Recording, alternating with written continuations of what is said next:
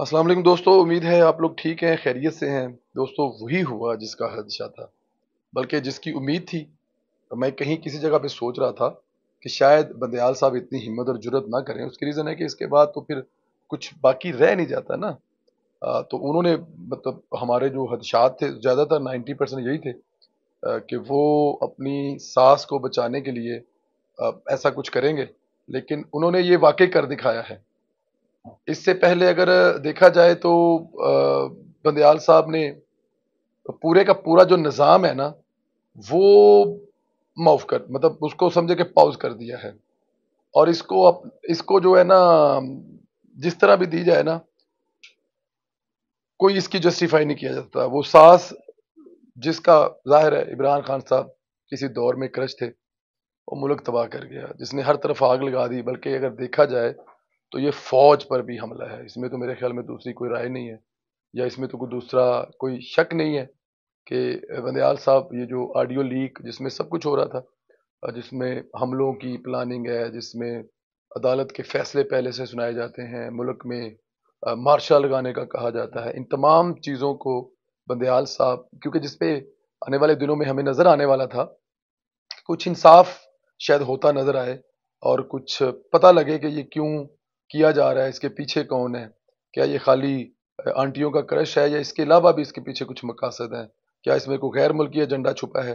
کیا اس میں کچھ پیڈ لوگ مطلب بہت ساری چیزیں ہو سکتی تھی جس کا اس قوم کو پتہ لگ سکتا تھا، لیکن انہوں نے کہا جی کہ نہیں۔ اور آپ کو پتہ ہے کل عطا بندیال صاحب جو ہیں، جنہوں نے آج یہ اس کو کالعدم قرار دیا ہے، یا اس کو کہا ہے کہ جی آج کے بعد یہ اینی مور نہیں ہے، وہ کل سے اس کی ہیئرنگ مطلب نہیں ہوگی، جس میں کل اہم لوگوں کو بلایا ہوا تھا۔ عطا بندیال صاحب نے رات کے آڈیو لیک کمیشن پر تحریری فیصلہ جاری کرتا ہوا کمیشن کو کام کرنے سے روک دیا اور کیس کی سماعت 31 مئی تک ملتوی کر دی۔ مطلب کہ کمیشن کو روک دیا اور ملتوی 31 مئی تک کر دیا۔ دنیا جانتی تھی عطا بندیال کیسے بسات یہ برداشت کر سکتے تھے کہ ان کی ساس کسی تفتیش میں شامل ہو۔ بندیال صاحب پورے ملک کا آئین اپنی ساس پر قربان کر سکتے ہیں، اور وہی ہوا۔ انہوں نے ایک اور حکومتی کام میں ٹانگ اڑاتے ہوئے کمیشن کو ہی غیر قانونی قرار دیا۔ حالانکہ آج قاضی فائزہ نے آڈیو لیکس کے 8 کرداروں کو طلب کر رکھا ہے، ان سے تفتیش ہونی ہے۔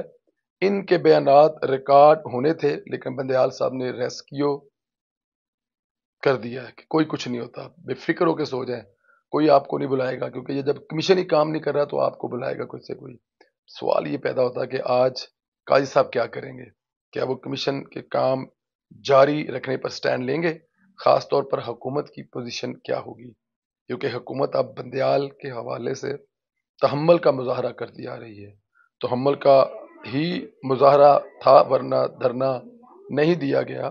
تحمل کا مظاہرہ ہی تھا کہ بندیال کو اب تک ایک ایگزیکٹو آرڈر سے فارغ نہیں کیا گیا، لیکن مجھے لگتا ہے کہ یہ تمام چیزیں جو ہے نا، وہ بندیال صاحب کو راس نہیں آئی۔ عمران خان کو ادھر دھچکے ملنے کا سلسلہ جو ہے وہ جاری ہے۔ موصوف کے وہ ساتھی بھی چھوڑتے چلے جا رہے ہیں جن کا کبھی خواب میں سوچا نہیں تھا، جن کی ریڈ لائن عمران خان تھی، جو مرنے مرانے کی قسمیں کھاتے تھے، اور جو اس ملک میں ایک انقلاب لانا چاہتے تھے، اور ان کے نزدیک عمران خان سے زیادہ بہتر کوئی مناسب نہیں تھا اس پورے سسٹم کے لیے، پاکستان کے لیے۔ سینیٹر سیف اللہ نیازی عمران خان کا درینہ ساتھی راز و نیاز جانتا تھا، 27 سال سے عمران خان صاحب کے ساتھ تھا۔ عمران کی ہر بری حرکت اور کرپشن کا راز وہ جانتا تھا، خاص طور پر پی ٹی آئی میں ہونے والی غیر ملکی جو فنڈنگ تھی، ان سے بہتر اور کوئی نہیں جانتا تھا۔ سیف اللہ نیازی نے رات گئے پریس کانفرنس کی، عمران خان کو چھوڑنے کا باقاعدہ طور پر اعلان کیا۔ اندازہ کر لیں کہ اداروں کے پاس عمران خان کے خلاف کتنا ڈیٹا آ گیا کہ سیف اللہ نیازی سارا ڈاٹا دے کر ہی باہر آیا ہوگا، اور مستقبل میں وہ ڈیٹا استعمال ہوتا ہوا دکھائی مجھے دے رہا ہے، میرا خیال میں کہ وہ عمران خان کو کیا کیا دے کے آیا ہوگا، جو کہ 27 سال سے عمران خان کے ساتھ سائے کی طرح شامل تھا۔ ہو سکتا ہے سیف اللہ نیازی عمران خان کی مزید فرسٹریشن میں چلا جائے، کیونکہ دن بدن عمران خان کے لیے مشکل بڑھتی جا رہی ہے، اس میں کوئی شک نہیں ہے۔ ادھر ابرار الحق چند دن تک غرور کا مارا پھر رہا تھا، وہ روتے ہوئے پارٹی چھوڑ گیا، بلکہ یہاں تک کہہ دیا کہ مجھے عمران خان کا ساتھ دینے پر ندامت ہے۔ یہ کس نے کہا تھا؟ یہ اس نے کہا جس نے احسن اقبال کو گولی لگنے کی مذمت نہیں کی تھی اور کہا تھا یہ لوگوں کا ریئیکشن ہے۔ اتنا غرور تھا اس بندے میں، اس نے کہا جو احسن اقبال صاحب کو گولی لگی ہے نا وہ عوام کا ریئیکشن ہے اور میں عوام کے ریئیکشن پر مذمت نہیں کروں گا۔ اور وہ کہتا تھا کہ میں ملک چھوڑ جاؤں گا اگر میں الیکشن ہار گیا، احسن اقبال کو 1 لاکھ کی لیڈ سے میں ہراؤں گا۔ آج وہ یہ کہہ گیا کہ مجھے ندامت ہے کہ میں نے عمران خان کا ساتھ دیا۔ عمران خان کو چھوڑنے والا ہر ساتھی سارا مدعا عمران خان پر ڈالتا دکھائی دے رہا ہے اور یہ اعترافات عمران خان کے لیے بہت خطرناک ہونے والے ہیں۔ اس کے علاوہ عمران خان کے کچھ لوگ بیرون ملک فرار ہو گئے تھے۔ کنول شوزوب جو جی ایچ کر پر حملے پر اب تک ہمیں لگ یہ رہا ہے کہ وہ ماسٹر مائنڈ تھی۔ اس کی آڈیو کال بھی لیک ہوئی تھی جس میں وہ حملے کی پلاننگ کر رہی تھی اور فرار ہو گئی تھی۔ خبر ہے کہ کنول شاہ زیب اسکاٹ لینڈ پہنچ چکی ہے۔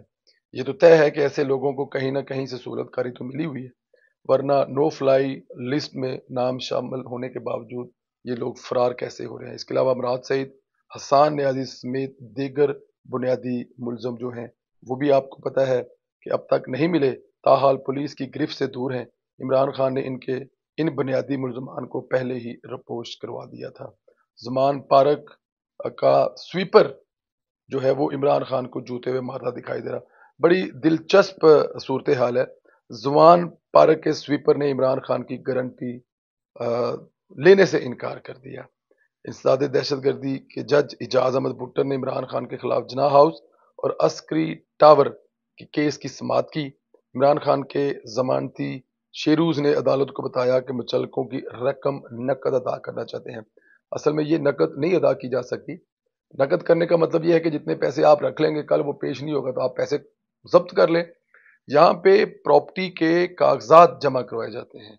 جو آپ کے نام پہ پراپرٹی ہے نا وہ مطلب کہ ڈر ہوتا ہے کہ اگر یار یہ بندہ پیش نہ ہوا تو یہ پراپرٹی ضبط ہو جائے گی، جو کروڑوں کی ہو سکتی ہے، اربوں کی ہو سکتی ہے، لاکھوں کی ہو سکتی ہے۔ تو انہوں نے کہا جی ہمارے پاس پیسے تو نہیں ہے، تو یہ نقد پراپرٹی کا کاغذ تو نہیں ہے ہمارے پاس، یہ آپ نقد پیسے لے لیں۔ تو ظاہر ہے اس پر عدالت نے استفسار کیا تم کون ہو؟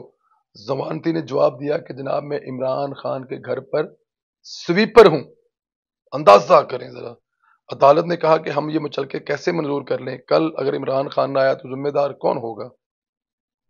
اس پر شیرو نے چپ سادھ لی، یعنی گارنٹی لینے سے انکار کر دیا۔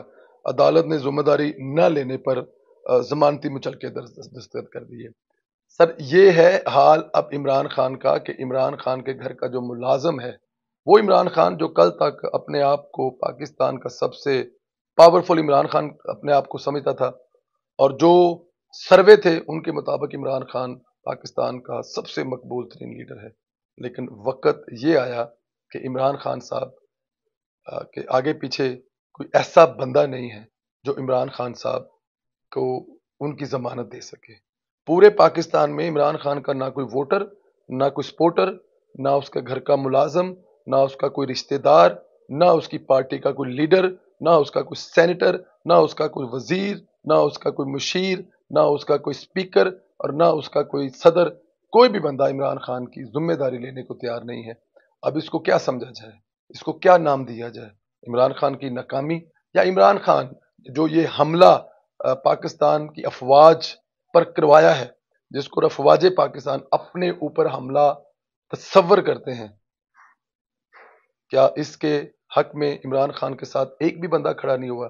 بہت بڑی ریزن ہے اس کی بہت بڑی ریزن میں سے ایک ریزن یہ ہے کیونکہ ان لوگوں کے ساتھ عمران خان نے کھڑا ہونے سے انکار کر دیا، مذمت کر دی اور یہ کہا کہ جنہوں نے یہ کام کیا وہ ہمارے لوگ نہیں ہیں۔ تو میرے خیال پاکستان کے لوگوں میں اتنی تو غیرت ہوگی کہ جس کے لیے انہوں نے جا کر فوج کے گھر کو آگ لگا دی، اس نے کہا کہ یہ میرے لوگ نہیں ہیں، تو میرے خیال ان کی طرف سے بھی ایک ریئیکشن ہوگا کہ پورے پاکستان سے عمران خان کو ایک بھی انسان نہیں مل رہا ہوگا جو عمران خان کی گارنٹی دے سکے۔ اس سے آپ خود اندازہ لگا لیں۔ تو جب یہ ہو رہا ہوگا تو پھر عمران خان صاحب کیا کریں گے؟ یا عمران خان صاحب کے پاس آپشن کیا بچا ہوگی؟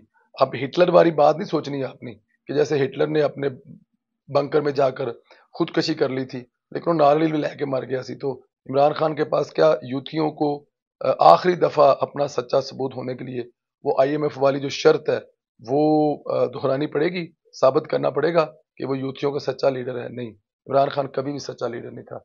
अगर वो सच्चा लीडर होता तो वो अपने पकड़े हुए उन वर्करों के लिए जिन्होंने इमरान खान के लिए आग लगाई थी, अगर इमरान खान को अपनी तहरीक पर इतना एतमाद होता कि वो सच्चा है, तो वो जाता उन वर्करों के पास जेलों में और कहता कि मैं भी तुम्हारे पास आ गया हूँ, अदालत में पेश होता और कहता कि मैं अपने तमाम वर्करों के साथ है, इन्होंने जो किया ठीक किया, मेरे कहने पे कहा है, मैं भी इनके साथ हूँ, 14 साल देनी है, 20 साल सजा देनी है, अगर उसको इतना यकीन होता।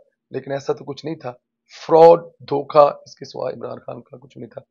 आने वाला तो मैं एक वीलॉग करूंगा और आपको बताऊंगा कि इमरान खान साहब ने बेनजीर और नवाज शरीफ साहब की मेहनत पर कैसे पानी फेरा, कैसे पाकिस्तान के सियासतदान 10 साल तक कामयाब तरीन, 5 साल नवाज शरीफ, 5 साल आसफ अली जरदारी की हुकूमत चलने के बाद जब स्टैब्लिशमेंट को कुछ नजर न आया तो उन्होंने इमरान खान का कंधा इस्तेमाल किया, और इमरान खान ने कैसे सियासतदानों को फौज की गोद में डाला, और आज कैसे हर सियासतदान जिंदाबाद जिंदाबाद के नारे लगा रहा है। इसकी वजह कोई और नहीं है, इमरान खान है। इमरान खान ने किसी को कहीं का नहीं छोड़ा।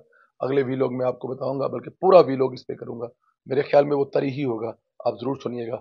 चैनल को सब्सक्राइब करें, लाइक और कमेंट्स करें, और इस वीडियो को ज्यादा से ज्यादा व्हाट्सएप ग्रुपों में शेयर करें। बहुत शुक्रिया, ख्याल रखें, इजाजत दें, खुदा हाफिज।